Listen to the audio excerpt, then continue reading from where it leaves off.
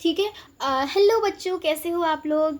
स्वागत है आप लोगों का मेरे चैनल स्टडी ह्यूमैनिटीज़ में।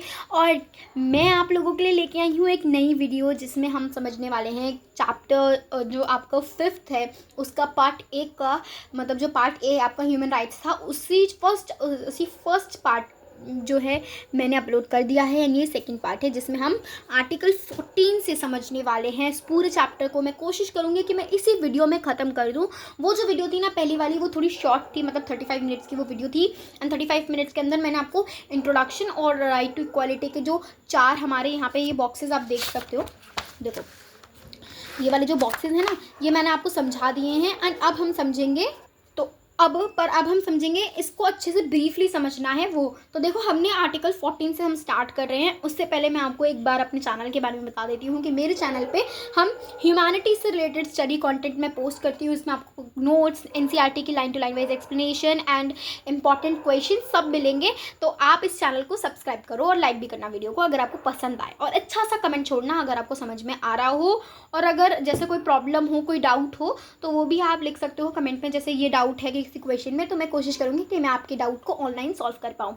ठीक है, तो हम स्टार्ट करते हैं आर्टिकल 14 इस पेज से। जो आपका पेज नंबर है ये 132 से स्टार्ट कर रहे हैं। आर्टिकल 14 के बारे में बात कर रहे हैं। आर्टिकल 14, तो देखो मैंने एक चार्ट बनाया था जिसमें मैंने ना आपको बताया था कि ये फंडामेंटल राइट्स है। जैसे ये फंडामेंटल राइट्स है 12 to 35। ठीक है, इसमें हमने राइट टू इक्वालिटी वाला हम देख रहे हैं जो कि 14 to 18 है। इसमें भी हमने जो 14 to 18 थे इसका भी हमने एक बॉक्स पढ़ा था जिसमें हमने 14 वाले में ये पढ़ा था कि इक्वालिटी बिफोर लॉ होती है। तो उसी को एक बार डिटेल से पढ़ने वाले हैं। तो आर्टिकल 14 हमें all the right to equality before law and equal protection of law देता है।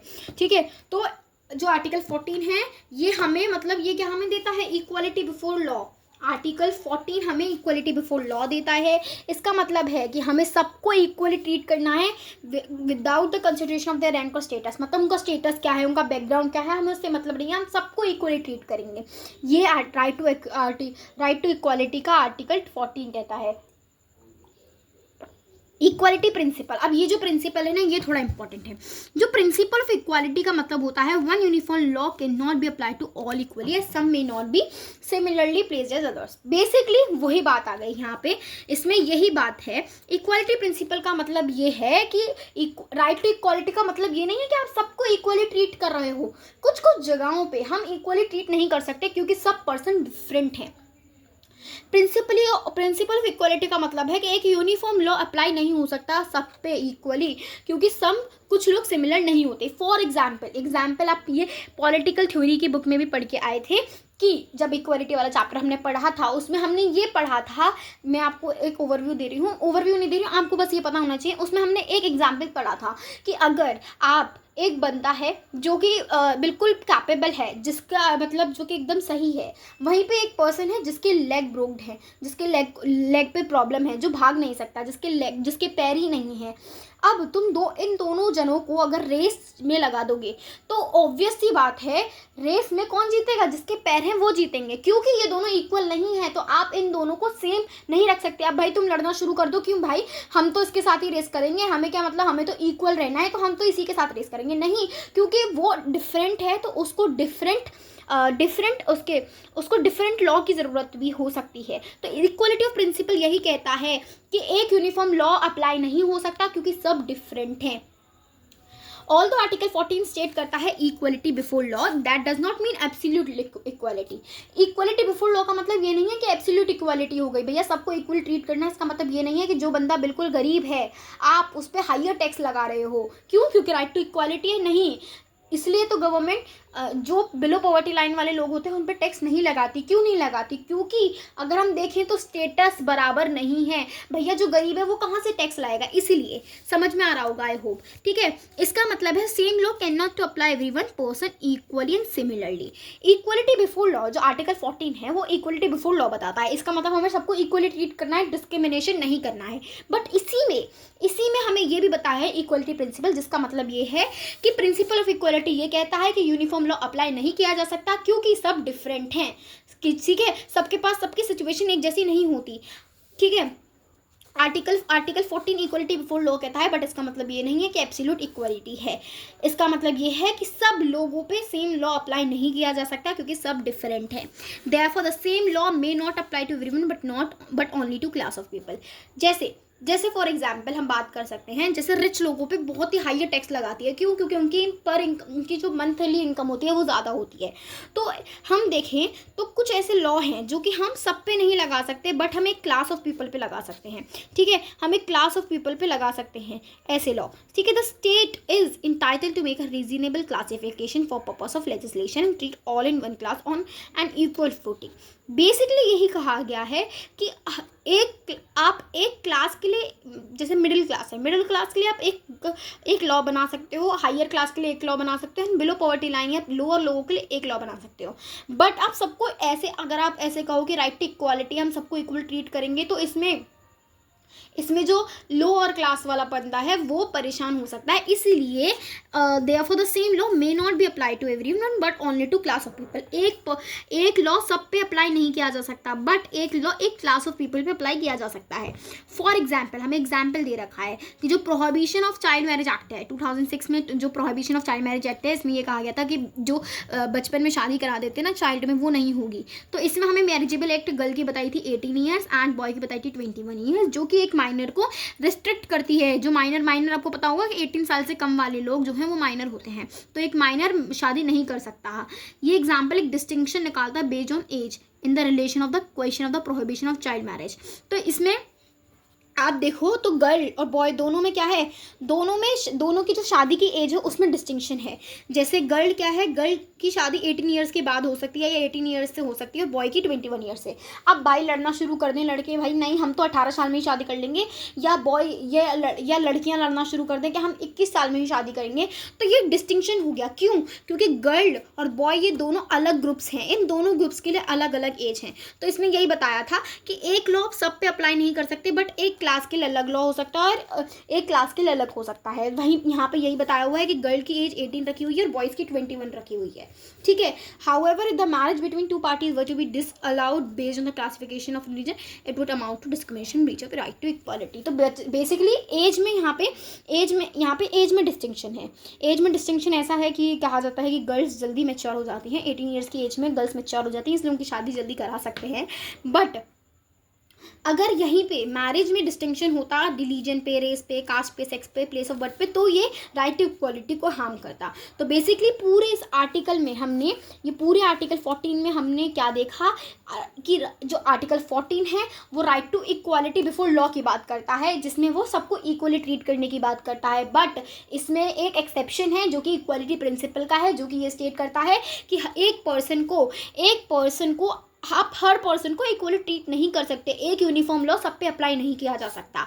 फिर यहाँ पे आप एग्जाम्पल दे सकते हो कि एग्जाम्पल क्या है, prohibition of child marriage act 2006, जो कि एक लड़की की एज 18 ईयर्स बताता है और एक लड़की की एज 21 ईयर्स बताता है। यहाँ पे हमने राइट टू इक्वालिटी का फर्स्ट आर्टिकल 14 पूरा अच्छे से पढ़ लिया। अब हम देखते हैं आर्टिकल 15 बात करता है discrimination and access to public places. Article 15 equality principle पे बेस्ड है। ये स्टेट को प्रोहिबिट करता है, स्टेट मतलब गवर्नमेंट को प्रोहिबिट करता है कि वो डिस्क्रिमिनेशन नहीं करेगी। किस ग्राउंड्स पे? रिलीजन, रेस, कास्ट, सेक्स और प्लेस ऑफ बर्थ। मतलब आप किसी को पब्लिक प्लेसेस पे आने से नहीं रोक सकते उसके रिलीजन, उसके कास्ट, उसके सेक्स के आधार पे। ठीक है, also it prohibits anyone and the state from using these grounds to restrict any citizen from entering shops. ये जो आर्टिकल 15 है ये डिस्क्रिमिनेशन को रोकता है किसी भी पर्सन के उसके रेस, कास्ट, सेक्स से।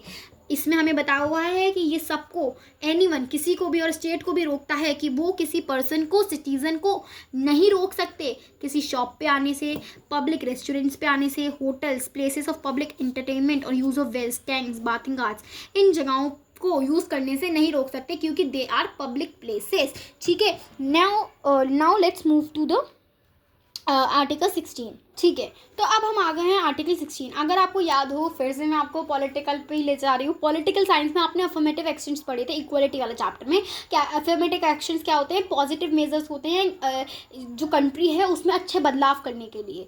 ठीक है, तो अफर्मेटिव एक्शंस भी इक्वालिटी के चैप्टर का लास्ट टॉपिक है। अफर्मेटिव एक्शंस ये पॉजिटिव मेजर्स होते हैं, ठीक है, जो कि किसी की इक्वलिटी को हार्म नहीं करते। इसी में रिजर्वेशन भी हमने पढ़ा था, बट यहाँ पे हमें अच्छे से और बताया हुआ है कि आर्टिकल 16 भी इक्वालिटी प्रिंसिपल पे बेस्ड है। 14 आर्टिकल में एक्सेप्शन है इक्वलिटी प्रिंसिपल, और आर्टिकल 16 भी इक्वलिटी प्रिंसिपल पे बेस्ड है, क्योंकि प्रिंसिपल ऑफ आर्टिकल 14 में ही इक्वलिटी प्रिंसिपल मौजूद है। तो उसी के ऊपर हमारा जो आर्टिकल 16 है वो बना हुआ है।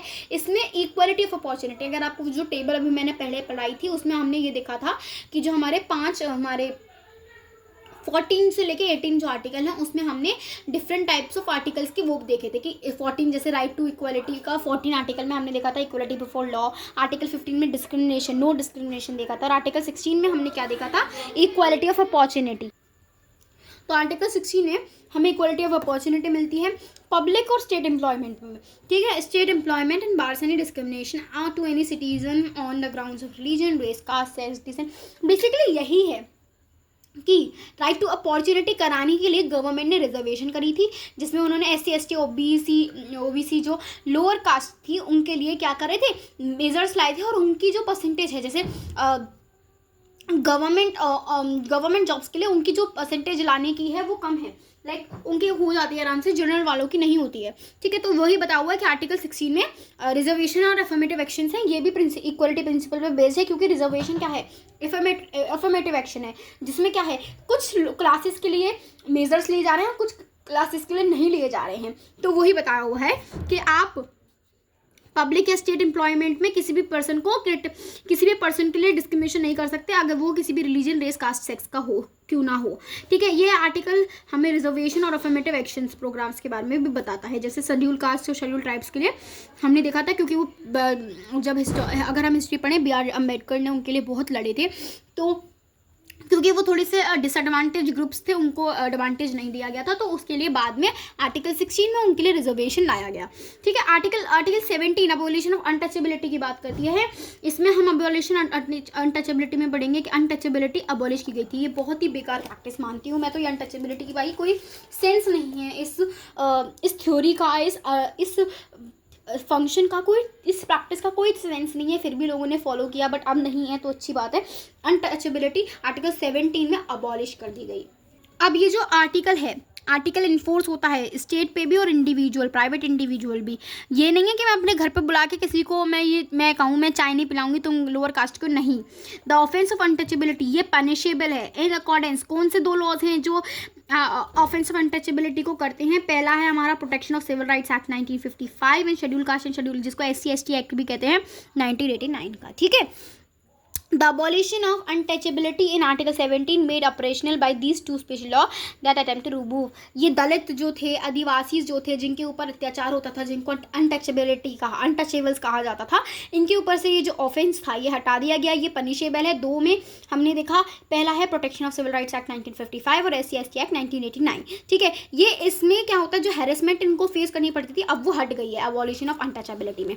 अब आर्टिकल 18 की बात करें तो ना, आर्टिकल 18 में हमने पढ़ा था कि कोई भी टाइटल नहीं देंगे, तो इसमें भी अबॉलिशन ऑफ टाइटल्स हैं, जिसमें सॉरी थोड़ा सा टंग स्लिप हो गई, तो अबॉलिशन ऑफ टाइटल्स हैं जिसमें मिलिट्री और अकेडमिक टाइटल्स के अलावा और कोई टाइटल्स नहीं देंगे। तो इसमें हम अबॉलिशन ऑफ टाइटल्स की बात करते हैं। इसमें कहते हैं no title not being a military और academic distinction shall be conferred by state.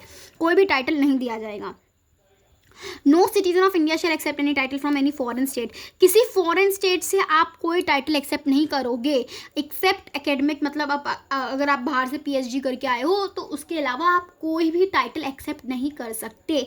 No person who is not a citizen of India shall while be he holds any office or profit और trust under the state except without the consent of the president. कोई भी title आप किसी foreign state से नहीं ले सकते। कोई भी पर्सन है जो सिटीजन नहीं है इंडिया का और वो ऑफिस होल्ड कर रहा है इंडिया के अंदर, वो तब भी कोई टाइटल होल्ड नहीं कर सकता एक्सेप्ट प्रेसिडेंट ने उसको एसेंट दे रखी हो।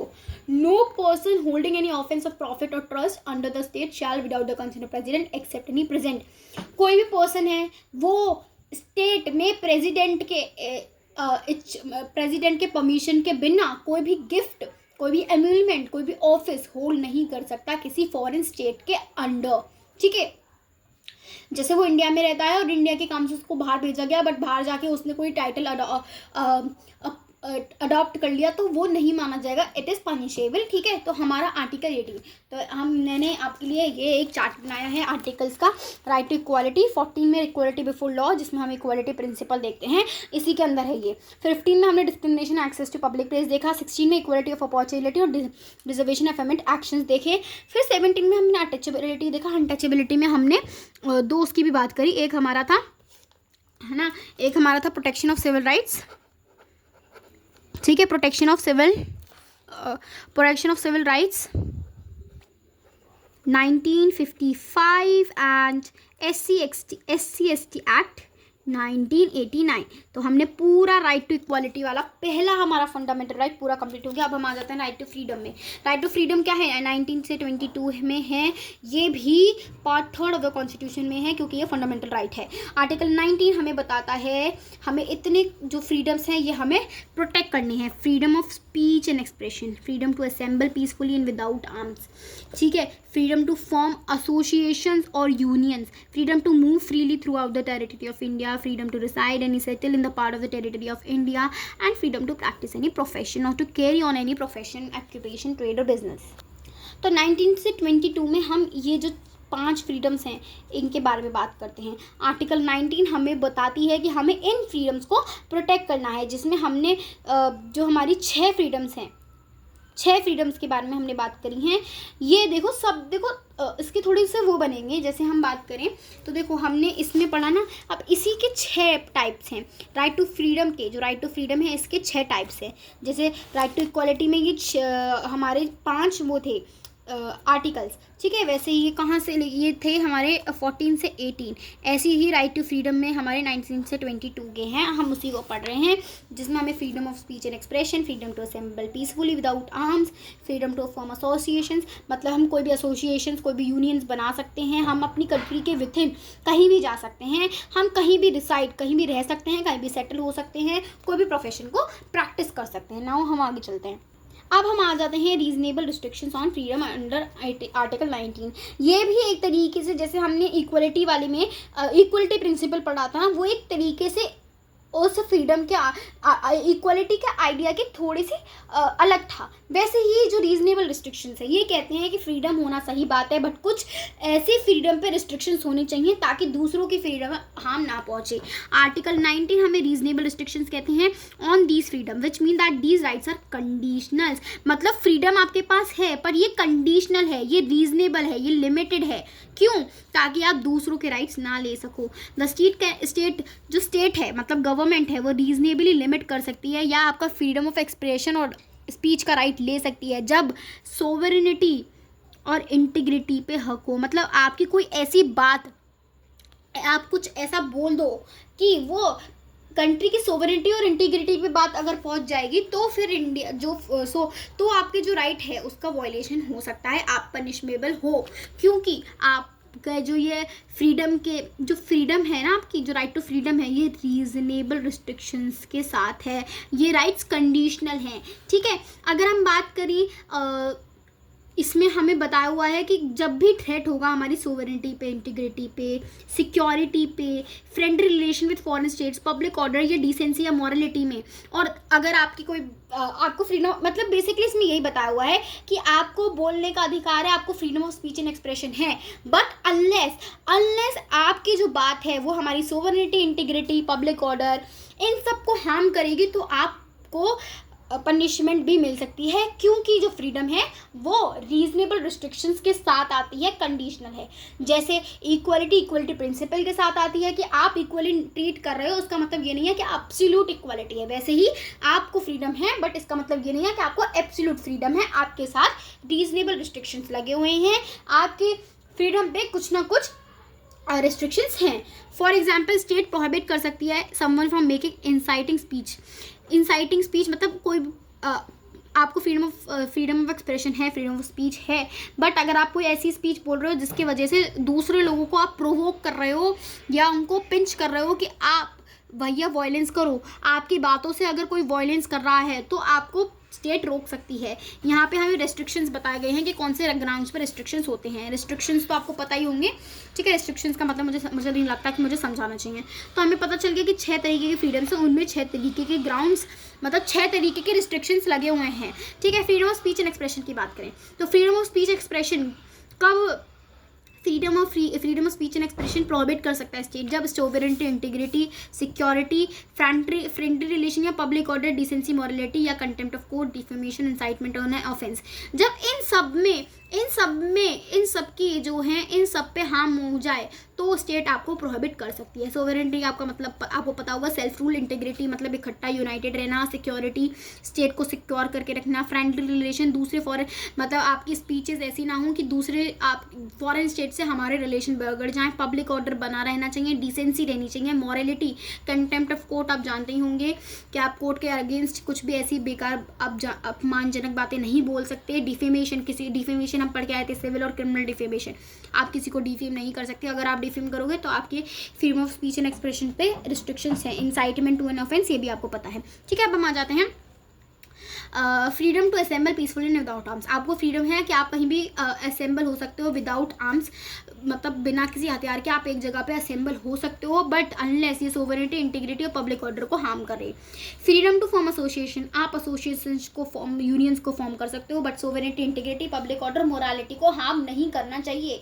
फ्रीडम, आपको फ्रीडम है आप कहीं भी घूम सकते हो, आपको फ्रीडम है आप कहीं भी रिसाइड कर सकते हो, बट वहाँ के रहने वाली जनरल पब्लिक को हार्म नहीं पहुँचाना चाहिए, या फिर जो इंटरेस्ट हैं शेड्यूल ट्राइब के उन पे हार्म नहीं पहुंचना चाहिए। तो बेसिकली यही बताया हुआ है कि जैसे एग्जाम्पल में अगर मैं समझाऊँ, एग्जाम्पल में ये समझाऊँ, जैसे आप हो, ये हम मान लेते हैं आपको पास राइट है, आप कहीं भी घूम सकते हो, बट आप गए मान लो एक गांव में आप रहने गए, आप तो कहोगे भाई मेरे पास तो रिसाइड करने की फ्रीडम है, बट वहाँ पे आपने जाके क्या करा, एक कंप्यूटर आपने क्या किया, वहाँ पे जनरल स्टोर खोल लिया, और जनरल स्टोर खोलने के वजह से नहीं ये तो एग्जांपल नहीं चलेगा, बट हम ये भी ले सकते हैं कि जनरल स्टोर खोला आपने, ऐसे तो देखा जाए तो गांव का डेवलपमेंट हुआ, बट वहाँ पे और लोगों का जो रोजगार था वो छिन गया, और इसके वजह से जनरल पब्लिक बहुत ज़्यादा परेशान हो गए, और उसके साथ साथ शेड्यूल ट्राइब के भी राइट्स रोक दिए गए। तो इसके वजह से आपको फ्रीडम है, बट आप सोवरेनिटी, इंटरेस्ट जनरल पब्लिक का और शेड्यूल ट्राइब के जो इंटरेस्ट है आप उसको हार्म नहीं पहुंचाओगे, ठीक है। फ्रीडम टू, आप कोई भी प्रोफेशन प्रैक्टिस कर सकते हो, interest of the general public, but आप जनरल पब्लिक के इंटरेस्ट को भी देखोगे, या स्टेट के द्वारा प्रिस्क्राइब जो हैं क्वालिफिकेशंस उनको, या स्टेट के द्वारा रन किए हुए बिजनेसेस को आप आइदर कम्प्लीटली या पार्शियली फॉलो कर सकते हो, इन पे पार्टिसिपेशन एक्सक्लूड नहीं कर सकते। However the time supreme court can invalidate state restrictions, कभी कभार क्या होता है स्टेट के ये जो रिस्ट्रिक्शंस हैं, ये जो रिस्ट्रिक्शंस थे ये स्टेट लगाते हैं, अब ये जो स्टेट के रिस्ट्रिक्शंस हैं ये कभी कभार सुप्रीम कोर्ट क्या कर सकता है, सुप्रीम कोर्ट इनको हटा सकता है, इनवैलिडेट कर सकता है, ठीक है। अब यहाँ पे हमारे पास अब जो नया टॉपिक है वो हमारा जो आर्टिकल मतलब फ्रीडम का जो हमने देखा था 19 से 22 तक। 19 वाले में हमने क्या पढ़ा, 19 वाले में हमने जो है रीजनेबल रिस्ट्रिक्शंस पढ़ लिए, उसमें हमने रीजनेबल रिस्ट्रिक्शंस के ग्राउंड्स पढ़ लिए। अब हम देखेंगे आर्टिकल 20, ठीक है। अब इसमें वहाँ पे जाने से पहले मैंने यहाँ पे वैसे तो आंसर लिखा हुआ है, वैसे आपको नहीं देखना, बट हम देखने वाले हैं कि क्या क्रिमिनल्स के पास ह्यूमन राइट्स हैं, क्या क्रिमिनल्स को भी राइट्स दिए गए हैं। तो हाँ, हमारे इंडिया में क्रिमिनल्स को भी राइट्स हुए हैं। अब हम आगे देखते हैं। तो आर्टिकल 20 राइट टू अक्यूज की बात करता है। अक्यूज मतलब जिस पर्सन को जो आरोपी है, जिसके ऊपर आरोप लगे हुए हैं, वो अक्यूज होता है। Right of person accuse of crimes, article 20 हमें अक्यूज, जो पर्सन अक्यूज है, जिसने कोई क्राइम कमिट किया और वो अक्यूज है उसके भी ह्यूमन राइट्स को प्रोटेक्ट करने के लिए हमारे क्रिमिनल्स के पास भी राइट्स हैं। The rights of person accuse of crimes are, कौन कौन से राइट्स हैं जो क्रिमिनल जो अक्यूज है उसके ऊपर हैं। पहला है आर्टिकल 20 के अंदर, कोई भी person convict for the commission of an act that does not amount to an offence by any law in force of the time of such act. Basically यही बताया है कि भैया आज लॉ बना, मान लो 13 तारीख को लॉ बना, ठीक है, और कोई पर्सन 12 तारीख तक उस लॉ के मतलब वो लॉ बनने से पहले वो काम कर रहा था, बट 13 तारीख को लॉ बन गया, तो जो भाई 13 तारीख के बाद वालों, मतलब 14 तारीख से, मतलब हम एग्जाम्पल लेते हैं, जैसे मान लो फॉर एग्जाम्पल आइसक्रीम बनाना बैन कर दिया कंट्री ने। अब वो बैन कब करा? 13 तारीख को बैन करा भैया। उससे 13 तारीख से पहले 12 तारीख तक बंदे क्या थे? आइसक्रीम बना रहे थे। और 14 तारीख को क्या हुआ? 14 तारीख को उन्होंने बनाना बंद कर दिया। बेसिकली क्या बता रहे हैं कि 13 तारीख को लॉ बना, तो 13 तारीख को लॉ बना कि आइसक्रीम बैन हो गई है, और 12 तारीख को आइसक्रीम बनी। तो कोई भी जो पुलिस है या एडमिनिस्ट्रेशन है, वो 12 तारीख को जो बंदा आइसक्रीम बना रहा था, आप उसको जाके अरेस्ट नहीं कर सकते, क्योंकि 12 तारीख तक वो लॉ नहीं बना था। बेसिकली लॉ बनने से पहले अगर वो काम कर रहा था कोई पर्सन, तो आप उस पर रोक नहीं लगा सकते। जैसे लॉ बन गया, 13 तारीख को लॉ बन गया, अगर 14 तारीख को कोई आइसक्रीम बना रहा है, फिर भी बैन होने के बाद भी, फिर आप जो है, फिर क्या हो सकता है, फिर जो एडमिनिस्ट्रेशन है वो उसको करेक्ट कर सकती है। तो बेसिकली यही बता रहा है कि कोई भी पर्सन कन्विक्ट नहीं हो सकता for the commission of an act that does not amount to any offensive by an law in the course of time.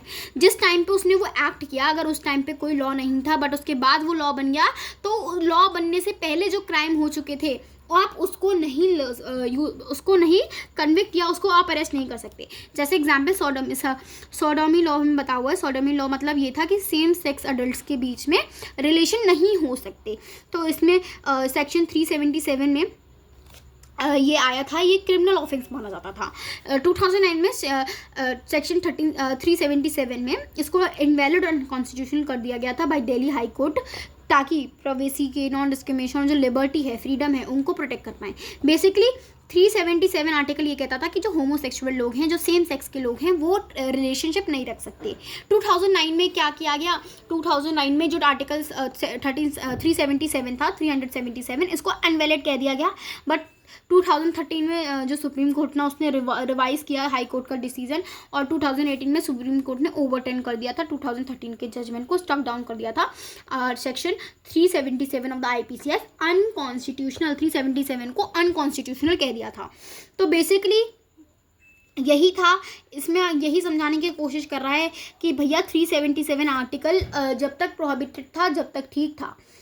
Prohibited होने के बाद, अगर जैसे मान लो 377 आर्टिकल प्रोहिबिट कर दिया, बोल दिया सेम सेक्स के लोग रिलेशनशिप पे नहीं आ सकते, बट उससे पहले 377 आर्टिकल के प्रोहिबिट होने से पहले लोग सेम सेक्स के रिलेशनशिप में थे, तो आप उनको अरेस्ट नहीं कर सकते, क्योंकि वो लॉ बनने से पहले थे। लॉ बनने के बाद तो नहीं है, लॉ बनने के बाद है तो आप अरेस्ट कर सकते हो। तो इस एग्जाम्पल में जो सोडोमी लॉ है, इसमें ये कहा गया कि 2011 तक विल नॉट अप्लाई, किसी भी होमोसेक्सुअल बंदे पे ये अप्लाई नहीं होगा, बट सुप्रीम कोर्ट के डिसीजन के बाद 2013 से ये अप्लाई हो सकता है। When the law again change, मतलब 2013 में ये कह दिया गया था कि ये फॉलो नहीं कर सकते, ये जो है सोडोमी लॉ, ये जो इनवैलिड डिक्लेयर किया गया था, इसको सही बोला कि नहीं हो सकता सेम रिलेशन लोगों का, सेम सेक्स के लोगों के रिलेशन, बट बाद में इसको चेंज कर दिया गया था। ठीक है, अब हम आते हैं आर्टिकल 20 में ही।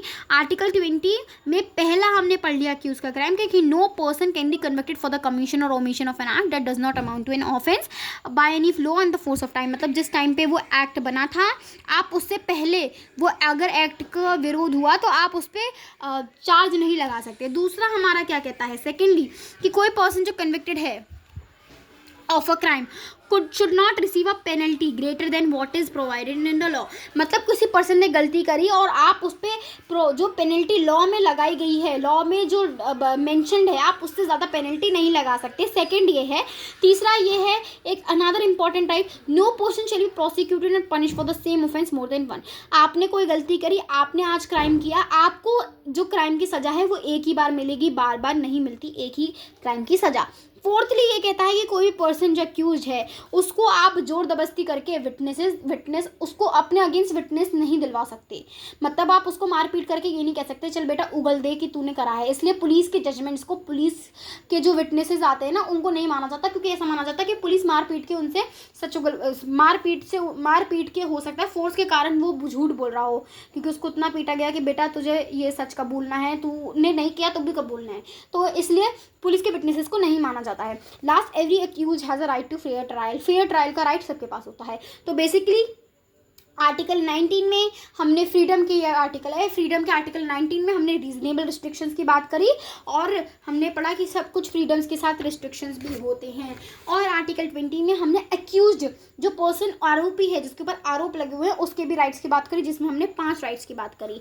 ठीक है, अब हम आते हैं article 21, all right to life and liberty. ये सबरे राइट्स जो हैं, right to life and liberty में ही सारे राइट्स एकदम इंक्लूड हो जाते हैं। आर्टिकल 21 ये कहता है कि कोई भी पर्सन को आप नहीं रोक सकते जीने के लिए या उसकी पर्सनल लिबर्टी को, एक्सेप्ट मतलब लॉ में एस्टेब्लिश्ड जो प्रोसीजर है उसके अलावा आप किसी पर्सन की लिबर्टी, किसी को जीने से नहीं रोक सकते। फॉर एग्जांपल कैपिटल पनिशमेंट दी जाती है क्योंकि वो लॉ में मेंशन्ड है, इसमें आप किसी की पर्सनल लिबर्टी को छीन भी रहे हो तो कोई दिक्कत नहीं, क्योंकि वो कैपिटल पनिशमेंट है और क्योंकि वो लॉ में मेंशन्ड है। बट कैपिटल पनिशमेंट के अलावा अगर आप किसी की जान लेते हो या किसी की लिबर्टी को रोकते हो तो आप पनिशेबल हो। फॉर एग्जाम्पल जो मर्डर करते हैं उनको पनिशमेंट मिलती है क्योंकि वो किसी की पर्सनल लिबर्टी को हार्म कर रहे हैं, उसके जीने के अधिकार को भी हार्म कर रहे हैं। तो ये आर्टिकल सबसे ज़्यादा फंडामेंटल है, एक्सपेंसिव है, मतलब बहुत ही ब्रॉड है और बहुत अदर राइट्स को ये कवर करता है। ये सिटीजन्स के साथ साथ नॉन सिटीजन्स पे भी एप्लीकेबल है। इसका मतलब कोई पर्सन फॉरेनर का मर्डर कर दे, इसका मतलब और ये कह दे कि भैया ये हमारी सिटीजन नहीं, हमारा सिटीजन नहीं है, इस पर ये अप्लाई नहीं होगा, तो नहीं, right to life and liberty ये इवन नॉन सिटीजन्स को भी के ऊपर भी एप्लीकेबल होता है। Right to life includes right to human dignity, right to basic requirement of life, right to participate in activities, right to tradition heritage, मतलब बहुत सारे other rights right to life in personal liberty में जो है mention होते हैं। Personal liberty का मतलब है वेरियस राइट्स जो कि एक पर्सन के लिबर्टी का मतलब होता है फ्रीडम, उसको बनाए रखिए। पर्सनल लिबर्टी वही होती है, हर किसी के पास राइट है अपनी विश करना, अपने विल से चलना, ठीक है, वो सबके पास राइट होता है। तो ये है हमारा पर्सनल लिबर्टी का। तो हमने पढ़ा था ना कि हम किसी के भी जीने के अधिकार को नहीं छीन सकते, बट हमारे पर अगर ड्यू प्रोसेस में, अगर लॉ में अगर मेंशन है तो आप छीन सकते हो। तो यहाँ पे Indian penal code death penalty देती है सर्टेन केस पे। सबसे पहला डेथ पेनल्टी अवॉर्ड होती है rarest of the rare cases पे, और there should not be delay in executing the prisoner waiting the death रो।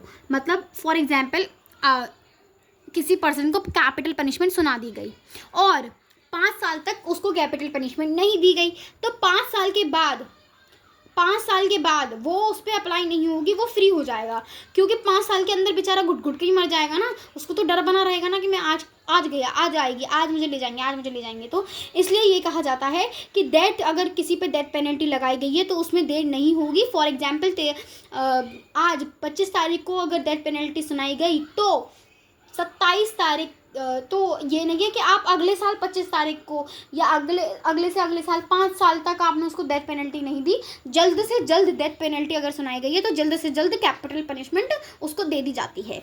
ठीक है, अब हम आ जाते हैं 21A। हमारा ये है 22 तक, ठीक है, राइट टू फ्रीडम हमारा 22 तक है। तो 21A किसकी बात करता है? राइट टू एजुकेशन की बात करता है। अब तो देखो एक बात बताऊं, राइट टू एजुकेशन पहले एक राइट नहीं था, बट बाद में 86th अमेंडमेंट में इसको राइट बना दिया गया। राइट टू एजुकेशन यही कहता है कि स्टेट को फ्री और कंपलसरी एजुकेशन देनी है। 6 साल से लेकर 14 साल के बच्चे को फ्री एजुकेशन उसको प्रोवाइड की जाएगी। ये आर्टिकल 6 से लेकर 14 साल के बच्चों को फ्री एजुकेशन की या राइट टू एजुकेशन की उसके पास अधिकार है पढ़ने का, वो राइट देता है। ठीक है, अब हम आते हैं नेक्स्ट पेज पे। अब यहाँ पे हमें ये वाला जो है ना, ये पूरा पैराग्राफ इसमें हमें बताया हुआ है कि कैसे ये जो राइट टू एजुकेशन था, पहले ये राइट नहीं था बट लेटर ये राइट बन गया। तो इसमें हमें बताया हुआ है कि जो 2002 से पहले इंडियन कॉन्स्टिट्यूशन में एलिमेंट्री एजुकेशन को directive principle of state policy माना जाता था। डायरेक्टिव प्रिंसिपल स्टेट पॉलिसी क्या होती है? गाइडलाइंस होती हैं, ये स्टेट चाहे तो फॉलो करे या नहीं भी करे। तो ये जो है सुप्रीम कोर्ट ने इसको पहले क्या था, ये डायरेक्टिव प्रिंसिपल था, बट लेटर आर्टिकल 21 में 86th अमेंडमेंट के बाद इसको फंडामेंटल राइट का पार्ट बना दिया गया। ठीक है, हमने ये देख लिया कि डायरेक्टिव प्रिंसिपल इन्फोर्सेबल नहीं होते हैं। 1992 से लेकर 1993 में स्टेट सुप्रीम कोर्ट ने अफर्म किया कि किसी को अगर आप एजुकेट होने से रोकते हो तो ये भी किसी के जीने के अधिकार को रोक रहे हो। फॉर एग्जाम्पल अगर हम बात करें कि कुछ ऐसे बच्चे होते हैं जिनको पढ़ना इतना पसंद होता है कि आप उन्हें पढ़ने नहीं देते, तो वो भी उनके लाइफ के लिए अच्छा नहीं है, वो भी उनके जीने का राइट टू लाइफ बहुत ब्रॉड है ना, हम पढ़ के आए, तो राइट टू लाइफ में भी राइट टू एजुकेशन भी है। भाई आप कैसे किसी के पढ़ने के अधिकार को रोक सकते हो? ठीक है, इसका मतलब है कि सब एलिमेंट्री एजुकेशन मतलब जो छोटे बच्चे हैं, प्राइमरी एजुकेशन वाले बच्चे हैं, उनके पास ये राइट है, क्योंकि ये एक फंडामेंटल राइट बन चुका है। अब अकॉर्डिंगली 2002 आर्टिकल 21A हमारे क्या करता है, 21 है राइट टू एलिमेंट्री एजुकेशन की बात करता है। और ये 86 अमेंडमेंट एक्ट 2002 के बाद इसको क्या बना दिया गया, इसको एक फंडामेंटल राइट बना दिया गया। यहाँ पे हमारे को RTE एक्ट के बारे में बताया हुआ, जो कि 2009 में इम्प्लीमेंट हुआ। इसमें फ्री और कंपलसरी एजुकेशन की बात की गई है। इसमें ये एनेक्ट हुआ था 2009 में। इसमें यही कहा गया कि हर पर्सन, हर school, private schools, even private schools को भी क्या करना होगा, प्राइवेट स्कूल्स को भी कंपलसरी एजुकेशन देनी होगी। 6 से लेके 14 साल के बच्चों को या गरीब बच्चों को पढ़ाना होगा। ये हमारा राइट टू एजुकेशन या right to children of free and compulsory education act 2009 के अंदर है। ये एक लीगल ऑब्लिगेशन है। लीगल ऑब्लिगेशंस मतलब ये फॉलो करनी ही करनी है, ठीक है, ये इम्प्लीमेंट करनी है। और implementing this right requires state की, मतलब इस राइट को इम्प्लीमेंट करने के लिए ना आपको स्टेट की फाइनेंशियल बजट भी देखना होता है, क्योंकि ना आप पूरा नहीं लगा सकते। इसलिए हम देखते हैं कि कैसे स्टेट जो है वो स्कूल्स खोलती है। अब इसमें क्या लगता है, स्टेट का पैसा लगता है। तो इस राइट को इम्प्लीमेंट करने के लिए स्टेट के फाइनेंशियल और बजटरी एक्सपेंडिचर्स भी लगते हैं। इनर्मस अमाउंट मतलब बहुत लार्ज अमाउंट में लगते हैं। क्या स्कूल 2 रुपये में बन जाता है, 200 रुपये में बन जाता है? भैया 2-2 करोड़ के स्कूल बनते हैं। स्कूल में कितना पैसा लगता है, फर्नीचर्स लाओ, बोर्ड लाओ, ये सब लाओ, फलाना ढमकाना, बहुत पैसा लगता है। फिर टीचर्स की पेमेंट दो, टीचर्स की फीस दो। टीचर्स तो फ्री में नहीं पढ़ाएगा ना। तो यही है कि कारण कि राइट टू एजुकेशन में जो स्टेट है उस पर बजट भी लगता है, उसको पैसे देने पड़ते हैं, मतलब गवर्नमेंट को भी पैसे लगाने पड़ते हैं राइट टू एजुकेशन को इम्प्लीमेंट करने के लिए। अब हम आ जाते हैं आर्टिकल 22। देखो आर्टिकल 20 किसका राइट था, अक्यूज्ड जो आरोपी, आर्टिकल 20 जो अरेस्टेड है, 22 सॉरी, आर्टिकल 22 जो अरेस्टेड है, जिसको अरेस्ट कर लिया गया है। अब वो अक्यूज्ड का मतलब तो है आरोप लगा हुआ है उस पर, अभी पक्का नहीं पता कि उसने वो किया है कि नहीं किया है। अरेस्टेड है जो कि प्रूव्ड है कि भैया हाँ उसने क्राइम किया था, अब वो अरेस्ट है। अब अरेस्ट जो पर्सन अरेस्टेड है उसके पास भी कुछ राइट्स हैं। पहला है, no one can be detain in the custody without providing ground for arrest. आप किसी को कस्टडी में नहीं ले सकते जब तक आप उसको ये नहीं बताते कि वो किस ग्राउंड पे अरेस्ट हुआ है। मतलब आप घर पे आए, पुलिस ऐसे नहीं कर सकते घर पे आके किसी को भी उठाएगी तो उसको पहले बताना होगा कि किस ग्राउंड पे उसको अरेस्ट कर रही है, ठीक है। The arrested person has right to consult and to be defended by legal practitioner. जो पर्सन अरेस्टेड है उसके पास राइट है कि वो किसी लॉयर को अपने अगेंस्ट अपने साथ अपने लिए लड़ने के लिए खड़ा कर सकता है। उसके पास राइट है कि वो डिफेंड कर सकता है अपने आप को बचाने की कोशिश कर सकता है। एक लीगल प्रैक्टिशनर या हम कह सकते हैं एडवोकेट या लॉयर को अपने लिए अपॉइंट कर सकता है, ये राइट होता है। A person who is arrested and detained in the custody should be produced before the nearest magistrate. मतलब ये बताया गया है कि अगर कोई पर्सन अरेस्टेड है तो उसको जो आपके आसपास जो पुलिस है, जैसे स्टेशन है, स्टेशन के आसपास कोई भी मजिस्ट्रेट ऑफिस है, उसमें आपको 24 घंटे से पहले ले जाना होता है, पेश करना होता है। अगर आप उसको पेश नहीं करते तो वो नहीं माना जाएगा अरेस्टेड। तो अरेस्ट कब कर सकते हो, जब आप उसको 24 घंटे के अंदर मजिस्ट्रेट के ऑफिस में ले जाते हो। इसमें ट्रांसपोर्ट का जो समय होता है वो हटा दिया जाता है, ठीक है। 24 आवर्स के बाद, जैसे 24 घंटे हो गए आपने किसी को अरेस्ट किया और 24 घंटे के बाद अभी तक आपने किसी मजिस्ट्रेट की अथॉरिटी नहीं ली है तो आप उसको डिटेन या अरेस्ट नहीं कर सकते। Two above safeguard do not apply to. ये जो अबव सेफगार्ड्स हमने पढ़े ना कि आपको 24 आवर्स में मजिस्ट्रेट को अगर नहीं दिखा रहे हो तो वो छोड़ दिया जाएगा वो पर्सन, ये सब जो हमने 4 अभी सेफगार्ड्स पढ़े, ये 2 लोगों पे अप्लाई नहीं होते हैं। एक पर्सन जो एनिमी कंट्री का है, ओके, बाहर की किसी कंट्री का है, और या एक पर्सन जो अरेस्टेड या डिटेन है प्रिवेंटिव डिटेंशन लॉज में। प्रिवेंटिव डिटेंशन लॉज अगर आपको पता हो तो प्रिवेंटिव डिटेंशन लॉ ऐसा माना जाता है कि आप किसी पर्सन को अरेस्ट कर सकते हो इस ग्राउंड पे कि आपको शक है कि वो इंडिया की या कंट्री में हार्म पहुंचा सकता है। शक के आधार पे भी आप प्रिवेंटिव डिटेंशन कर सकते हो। ये पहले 3 महीने तक आपने पॉलिटिकल में 3 महीने तक पढ़ा होगा, बट ये 3 साल तक भी चल सकता है, ठीक है, प्रिवेंटिव डिटेंशन। तो हमने ये देखा कि ये जो अबव सेफगार्ड्स हैं ये 2 लोगों पे नहीं चलते हैं।